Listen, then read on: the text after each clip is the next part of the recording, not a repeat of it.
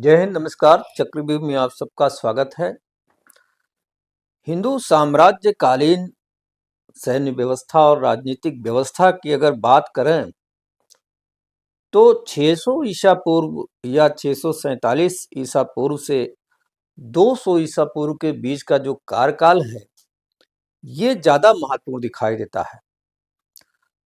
खास तौर से इसमें प्रथम मगध साम्राज्य काल, द्वितीय मगध साम्राज्य काल जिसे गुप्त काल कहा गया है, और उसके अलावा जो हर्षकालीन व्यवस्थाएं हैं वो सबको अगर हम जोड़ें तो हिंदू साम्राज्य काल के लिहाज से, हिंदूवादी सभ्यता के उत्कर्ष के लिहाज से ज्यादा महत्वपूर्ण दिखाई देता है।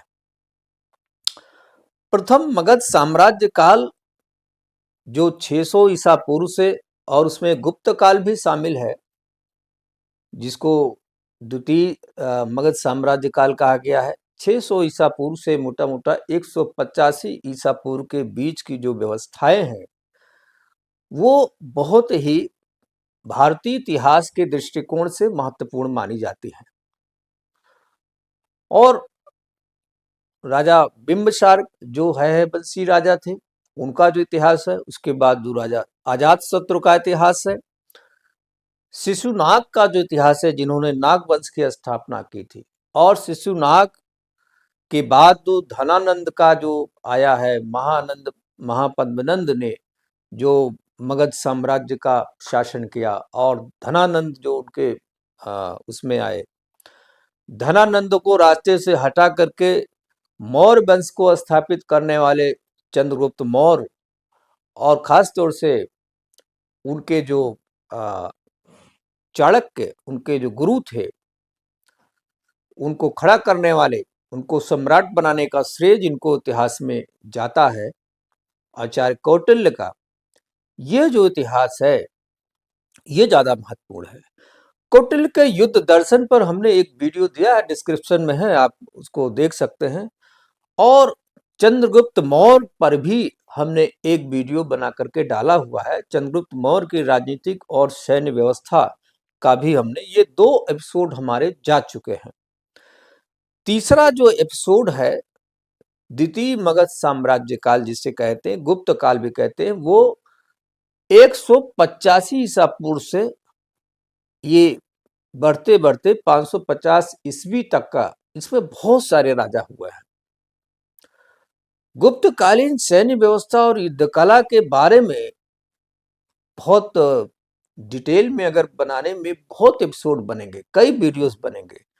यहां मैं थोड़ा सा इसको संक्षिप्त करते हुए चंद्रगुप्त मौर्य के बाद जो प्रमुख राजा थे, चंद्रगुप्त मौर्य के बाद उनके जो पुत्र बिंदुसार राजा बने, और उस समय तक कौटिल्य पाटलिपुत्र अर्थात मगध के साम्राज्य के प्रधानमंत्री हुआ करते थे।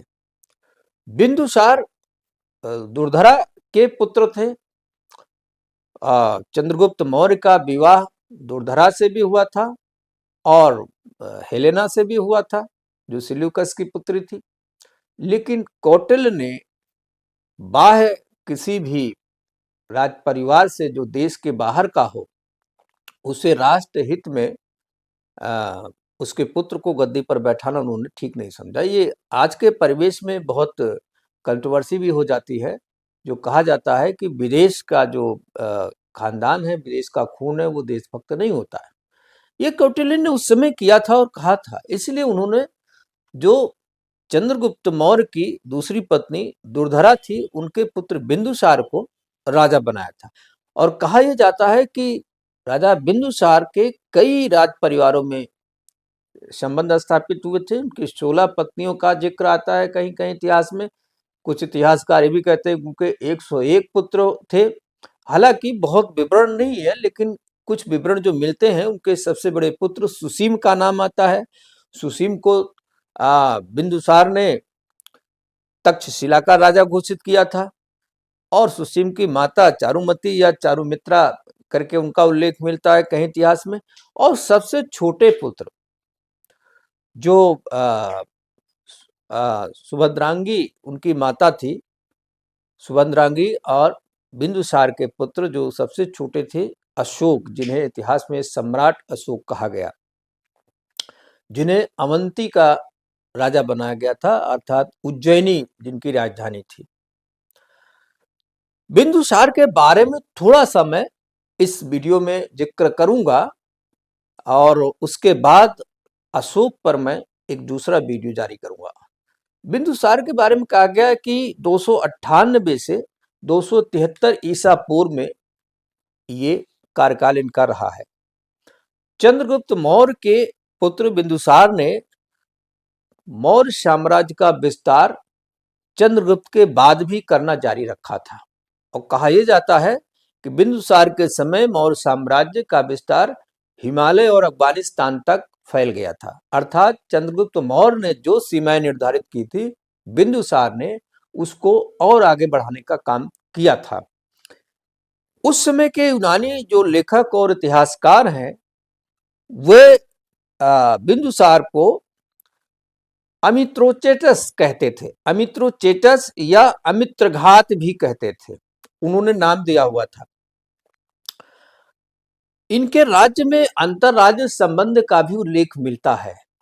जिस प्रकार से चंद्रगुप्त के बारे में कहा जाता है कि उनके समय में यूनान का एक राजदूत मेगास्थनीज रहता था, उनके दरबार में रहता था और उसने एक किताब जो इंडिका लिखी है, उसमें बहुत सारा उस समय का जो राजनीतिक, आर्थिक, सामाजिक और सामरिक व्यवस्थाएं थी, उसका संपूर्ण विवरण दर्ज किया इंडिका में। अगर अर्थशास्त्र के बाद कोई मगध साम्राज्य पर उस समय चंद्रगुप्त और उनके आसपास के समय में जो अच्छी पुस्तक है, कारगर जिसे आप कहेंगे कि एक प्रामाणिक पुस्तक है, तो वो इंडिका है। उसी प्रकार से बिंदुसार के समय में भी अंतरराज्य संबंध इनके थे। यूनानी राजा जो एंटियोकस थे, एंटियोकस का नाम आता है, जिन्होंने डिमोकस को एक राजदूत बना करके बिंदुसार के दरबार में भेजा था। यानी मेगास्थनीज के साथ ही डिमोकस जैसे राजदूत भी यूनान के उनके बाद आए थे। पाटलिपुत्र के तरफ से भी कई राज्यों में राजदूत भेजने का परंपरा था, क्योंकि राजदूतों के बारे में अर्थशास्त्र में बहुत सारी बातें चंद्रगुप्त ने भी, कौटिल्य ने भी लिखा है। इसी प्रकार कहा गया कि जो मिस्र के राजा टॉलेमी थे, टॉलेमी सेकेंड, उन्होंने भी एक एम्बेसडर जो है बिंदुसार के दरबार भेजा था, जिसे डियोनेसियस कहते हैं। डियोनेसियस को उन्होंने एक प्रकार से राजदूत बना करके भेजा था।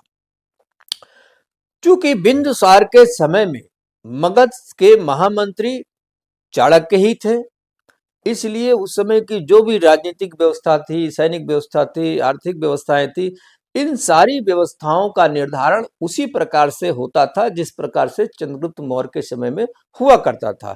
कोई विशेष परिवर्तन के संकेत नहीं मिलते हैं। थोड़ा सा इसमें मैं जोड़ता हूं कि धार्मिक झुकाव क्या था इनका, धार्मिक जुड़ाव क्या था उनका। देखिए, मौर्य साम्राज्य के राजाओं के बारे में ये विवरण मिलता है कि अनेक राजाओं ने अपनी इच्छा अनुसार अलग अलग संप्रदायों का समर्थन और सहयोग किया था। और इन लोगों के समय में, हालांकि धनानंद के समय से भी बौद्ध का काफी प्रचार प्रसार हुआ था। जैन और बौद्ध संप्रदाय जो थे, ये सनातन व्यवस्था में मौजूद जो धार्मिक कर्मकांड, दर्शन आदि थे, इसमें कुछ आंशिक बदलाव करके इन्होंने हिंदू समाज में अपनी जगह बनाई थी। चंद्रगुप्त मौर्य ने अपने अंतिम समय में जैन धर्म को स्वीकार किया था, जैन संप्रदाय को स्वीकार किया था और उससे प्रभावित होकर के उन्होंने जो है अंत समय में सारा समय उन्होंने अपने को जैन मुनियों के साथ बिताया था। इसी प्रकार से बिंदुसार के बारे में कहा गया है कि वो बौद्ध के अनुयायी थे, लेकिन कुछ इतिहासकार ये भी कहते रहे हैं कि वो आजीवक संप्रदाय में जुड़े रहे, आजीवक संप्रदाय को भी उन्होंने समर्थन किया था। आजीवक संप्रदाय एक्चुअली में मक्खल गोशाल एक नाम आता है। मक्खल गोशाल जो वो ईसा पूर्व 5वीं शताब्दी में आजीवक संप्रदाय की स्थापना की थी। यह जैन, बौद्ध और सनातन व्यवस्था के बिल्कुल विपरीत एक नास्तिक और भौतिकवादी टाइप का संप्रदाय था, जो जन्म मरण कर्मकांड इन सब चीजों में बिल्कुल भरोसा नहीं करता था। और इनके जो ऋषि मुनि होते थे या प्रचारक होते थे वो नग्न अवस्था में ज्यादातर इधर उधर घूमते मिलते थे। कहा भी जाता है कि मौर्य शासकों की ओर से नागार्जुना पहाड़ियों का क्षेत्र इनको मिला था, वहां पर ज्यादातर संख्या में लोग पाए जाते थे।